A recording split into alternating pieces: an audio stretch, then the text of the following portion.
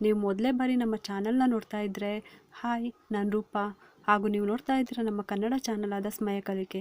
ನೀವಿನ್ನೂ ನಮ್ಮ ಚಾನಲ್ಗೆ ಸಬ್ಸ್ಕ್ರೈಬ್ ಆಗಿಲ್ಲ ಅಂದರೆ ಈ ಕೂಡಲೇ ಸಬ್ಸ್ಕ್ರೈಬ್ ಮಾಡ್ಕೊಳ್ಳಿ. ಹಾಗೆ ಪಕ್ಕದಲ್ಲಿ ಕಾಣುವ ಬೆಲ್ಲೈಕನ್ನ ಪ್ರೆಸ್ ಮಾಡಿ ಆಲ್ ಅಂತ ಟ್ಯಾಪ್ ಮಾಡೋದನ್ನು ಮರಿಬೇಡಿ.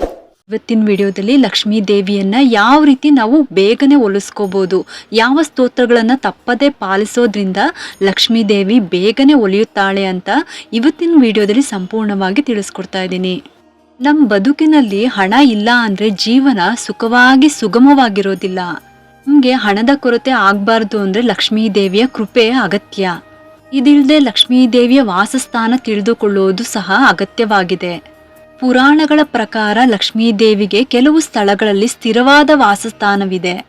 ಅದ್ಯಾವುದು ಅಂತ ಅಂದ್ರೆ ಹಸುವಿನ ಹಾಲು, ತಾಜಾ ಹೂಗಳು, ಅರಿಶಿಣ, ಕುಂಕುಮ, ದೀಪ, ಹಸು, ಹಣ, ಧಾನ್ಯ, ಚಿನ್ನ, ಬೆಳ್ಳಿ, ಜೀರಿಗೆ ಮತ್ತು ಉಪ್ಪು ಎಲ್ಲವೂ ಲಕ್ಷ್ಮೀ ದೇವಿಯ ವಾಸಸ್ಥಾನ ಎಂದು ಹೇಳಲಾಗುತ್ತೆ. ಇದಕ್ಕೋಸ್ಕರನೇ ಈ ವಸ್ತುಗಳನ್ನು ತಪ್ಪಾಗಿಯೂ ನೀವು ನೆಲದ ಮೇಲೆ ಇಡಬಾರದು ಮತ್ತೆ ಒದೆಯಬಾರದು.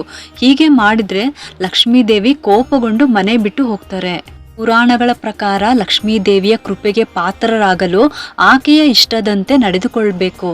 ಲಕ್ಷ್ಮೀ ದೇವಿಯು ಅಂತಹವರನ್ನು ಆಶೀರ್ವದಿಸುತ್ತಾಳೆ. ಇನ್ನು ಲಕ್ಷ್ಮೀ ದೇವಿಯು ಯಾವಾಗಲೂ ಯಾರು ಸತ್ಯವನ್ನ ಹೇಳ್ತಾರೋ ಅಂಥವ್ರಿಗೆ ಒಲವು ತೋರ್ತಾಳೆ. ಎಷ್ಟೇ ಕಷ್ಟ ಬಂದರೂ ಸುಳ್ಳು ಹೇಳಬಾರ್ದು.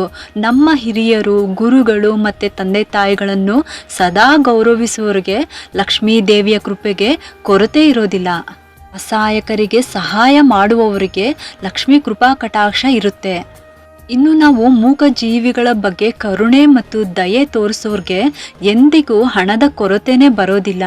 ಧರ್ಮನಿಷ್ಠೆಯಿಂದ ದುಡಿದ ಕೆಲವನ್ನು ದಾನಕ್ಕೆ ಬಳಸಬೇಕು.